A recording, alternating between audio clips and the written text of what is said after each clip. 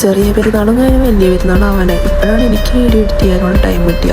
അത് വേറെ ഒന്നുമല്ല, എൻ്റെ മറവി കാരണം തന്നെ. പ്രതീക്ഷിക്കാണ്ട് വന്ന പെരുന്നാളായതുകൊണ്ട് തലേന്ന് മൈലാഞ്ചി ഒന്നും ഇടാൻ പറ്റിയില്ലായിരുന്നു. പിന്നെ അന്നത്തെ ദിവസമാണ് ഞാൻ അപ്പുറത്ത് മൈലാഞ്ചി ഇട്ടത്.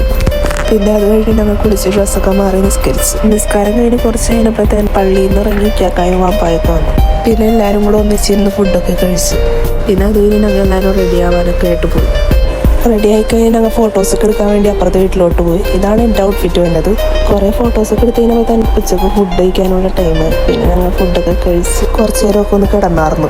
വൈകുന്നേരം ആയപ്പോൾ നാത്തൂനും പിള്ളേരൊക്കെ വന്നായിരുന്നു. അവർ വന്നപ്പോൾ പടക്കമൊക്കെ കൊണ്ടുവന്നിട്ടുണ്ടായി. പിന്നെ രാത്രിയിലത്തെ പരിപാടി ഇതൊക്കെയായിരുന്നു. പിന്നെ അപ്പുറത്തുനിന്ന് പിള്ളേരൊക്കെ വന്ന് ഞങ്ങൾ എല്ലാവരും കൂടി ഇതൊക്കെ കത്തിച്ച്.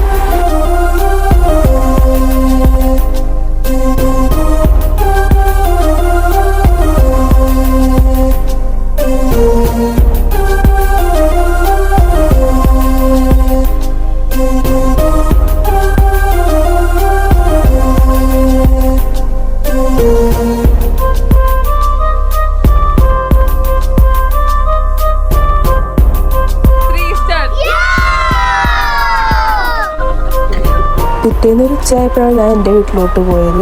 പിന്നെ അവിടെ നിന്ന് എൻ്റെ വീട്ടിൽ നിന്ന് എല്ലാവരും കൂടെ പുറത്തോട്ടൊന്ന് പോയായിരുന്നു. ഞങ്ങൾ പോയത് എയർപോർട്ടിലോട്ടാണ്. അവിടെ പോയി കുറച്ച് നേരമൊക്കെ നിന്ന് ഷായ് പോയി ചായയൊക്കെ കുടി കുറച്ച് കഴിഞ്ഞപ്പോൾ തന്നെ വീട്ടിലോട്ട് പോന്നു.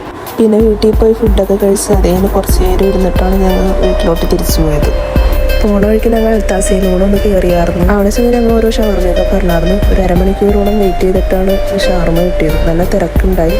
പിന്നെ ഷവർമ കിട്ടി ഞങ്ങൾ വണ്ടിയിലിരുന്ന് തന്നെ കഴിച്ച് തിരിച്ച് വീട്ടിലോട്ട് പോകും. അപ്പം അത്രയും ടാറ്റാ.